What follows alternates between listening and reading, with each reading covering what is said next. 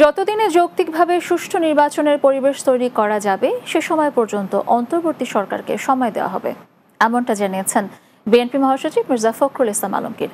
শনিবার দুপুরে রাজধানীর ইঞ্জিনিয়ার্স ইনস্টিটিউটে শিক্ষক সমাবেশে তিনি একথা বলেন। বিএনপি মহাসচিব বলেন, বহু মানুষের রক্তের বিনিময়ে দেশে পরিবর্তন এসেছে। সাময়িক বিজয় হয়েছে, যা ধরে রাখতে হলে সুসংহত থাকতে হবে। দলের নেতাকর্মীদের উদ্দেশ্যে মির্জা ফখরুল বলেন, বিএনপি ক্ষমতায় এসে গেছে মনে করে হাওয়ায় গা ভাসানো যাবে না। দুর্নীতিমুক্তভাবে ঐক্যবদ্ধ থাকতে হবে সবাইকে।